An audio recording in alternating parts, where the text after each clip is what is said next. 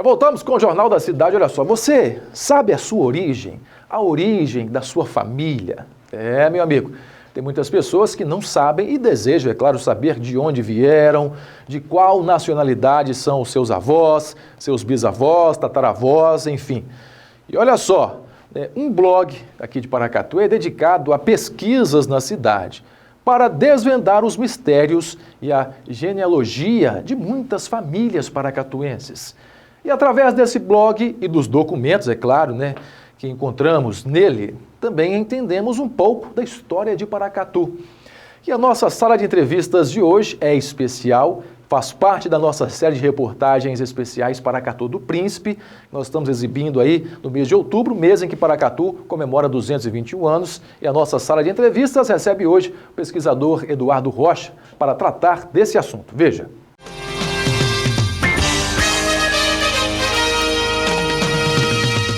Pesquisadores paracatuenses se dedicam a estudar a história das famílias de Paracatu, através do blog A Raposa do Cerrado, que tem como objetivo principal simplificar e promover a pesquisa genealógica das famílias paracatuenses desde os descobertos do ouro em 1744 e valorizar e salvaguardar o patrimônio documental da região, com a citação de fontes primárias, tais como livros paroquiais, testamentos, inventários, sob a guarda da Matriz de Santo Antônio e do Arquivo Público Municipal de Paracatu, e lutar pela sua preservação.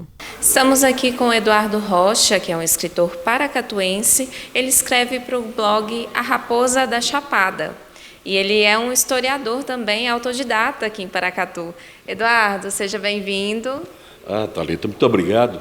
Primeiro, eu não sou historiador, Eu sou um curioso da história de Paracatu. Um pesquisador. Um pesquisador da história de Paracatu, história antiga de Paracatu.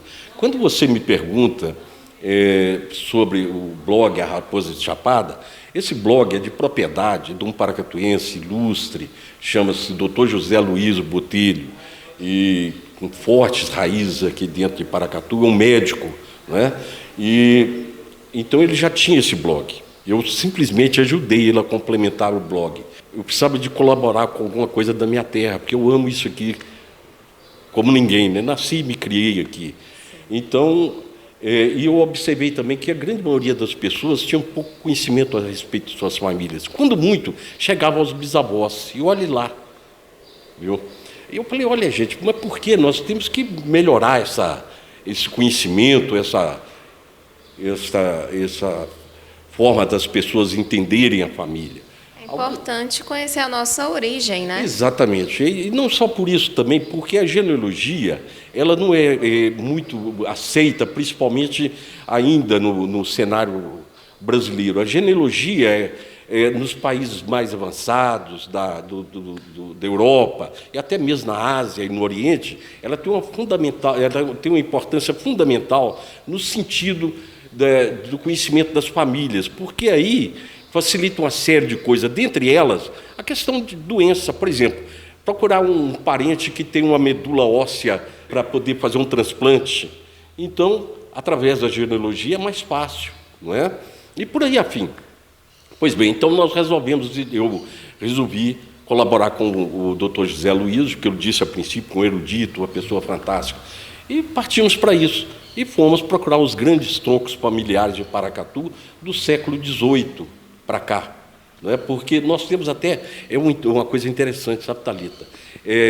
Consideram Paracatu a partir de 1798, que é quando inicia-se a primeira Câmara de Paracatu, com o Dr. José Gregório Navarro. E quando, na verdade, esqueceram 56 anos da nossa história para trás, que advém do descoberto, presumido de 1744. Então eu fico aquela pergunta, e sempre ficou no meu consciente, mas e essas pessoas não existiram? Quando no início de tudo, nós tínhamos aqui perto de 10 mil almas, aqui dentro de Paracatu, e o que foi feito dessas pessoas? Jogaram elas para as pedras de fogo, como diz o povo? Não, essas pessoas existiram realmente. Está aí, por exemplo, eu vou dar um exemplo aqui de uma família, de um grande tronco familiar de Paracatu, que são os Gonçalves Torres. Os Gonçalves Torres são originários do Patriarcado de Lisboa. O primeiro deles chamava José Gonçalves Torres. Veio para Paracatu, aqui constituiu família, e desse tronco nasce 11 grandes troncos familiares de Paracatu, que advém do século XVIII, não é do início do século, praticamente do início do século XVIII.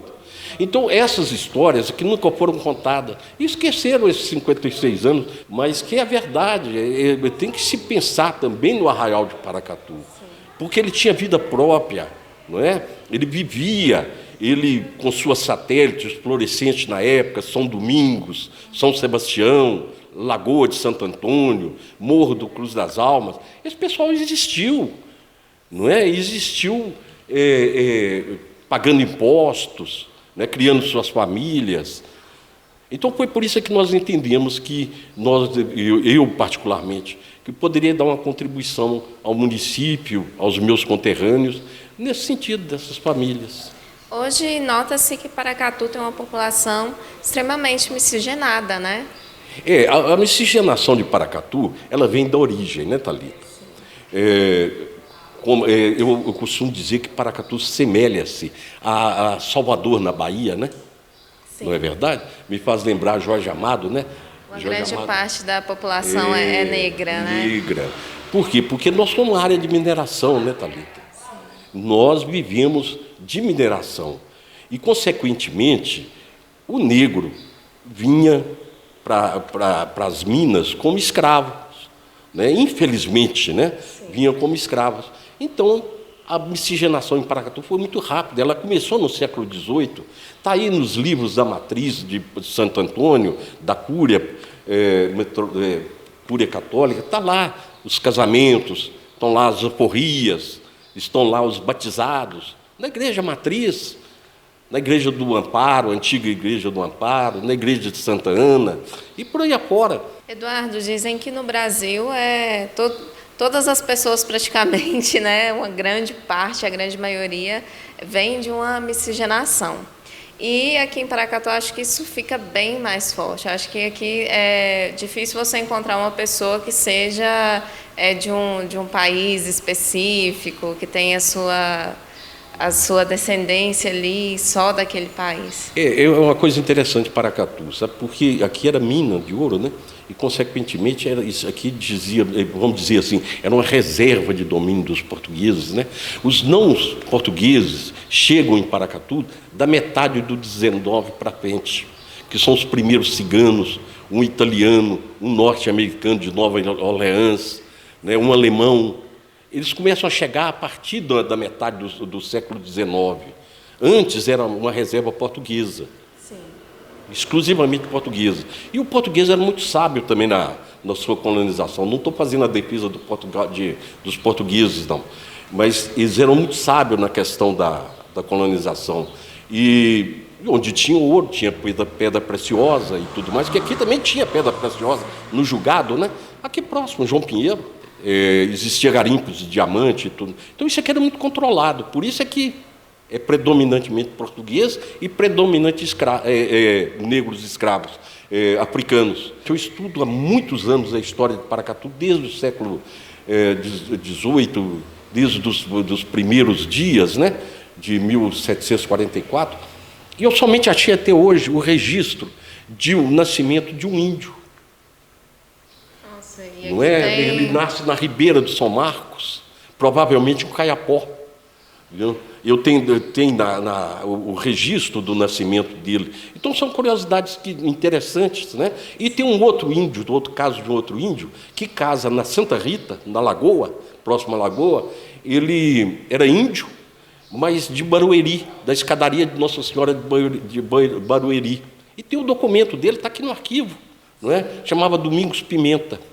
Ele casa aqui em Paracatu. Então, são os últimos, até agora, os únicos casos que eu conheci. Fora isso, nos anais da Câmara, você vai ver que estão também aqui a questão dos caiapós no Triângulo Mineiro, os camberus lá na Serra das Araras. Mas aqui não se acha, na sede aqui, não se acha de forma nenhuma a presença do índio, do elemento índio.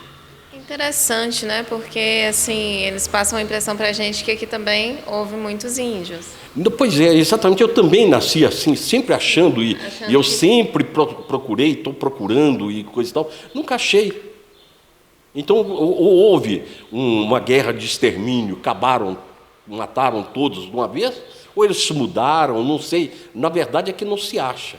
E eles, principalmente os padres na época, porque eu fazia parte do Estado, né? A Igreja Católica fazia parte do Estado, só se desassocia do Estado depois da proclamação da República, né? Não tem nenhum registro, não consegui até hoje nenhum registro. E tem fatos interessantes aqui, viu, Thalita? Você sabe que em 1881, aqui morre uma senhora com 124 anos.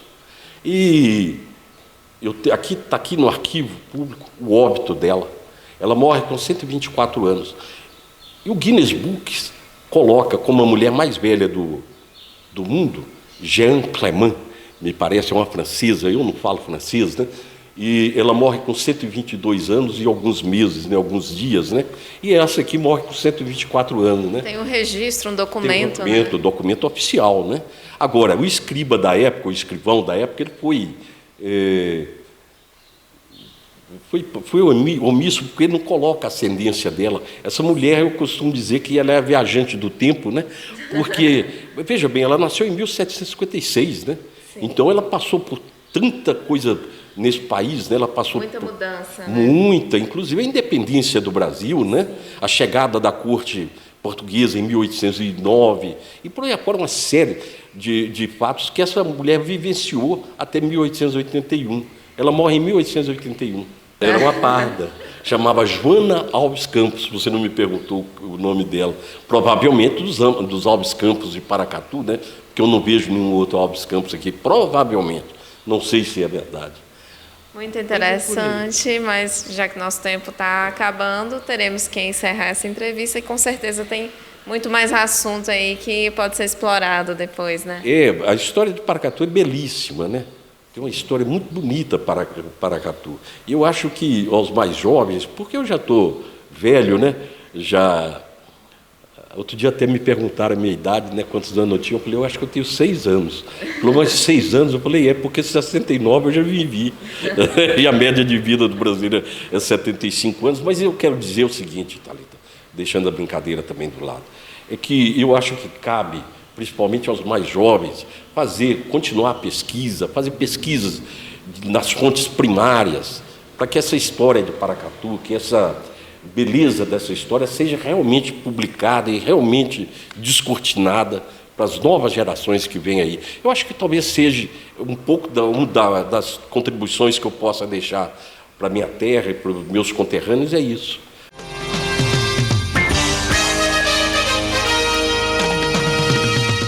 Jornal da Cidade, esta terça-feira, está terminando, o nosso tempo acabou, mas eu convido você a continuar ligado na programação da TV Minas Brasil e mais novidades ainda virão para você em 2019, inclusive aqui no Jornal da Cidade.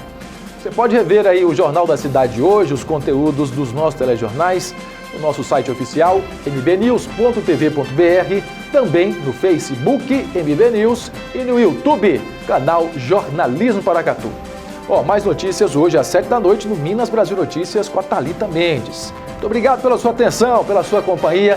Tenha uma excelente tarde e até o nosso próximo encontro. Tchau, tchau.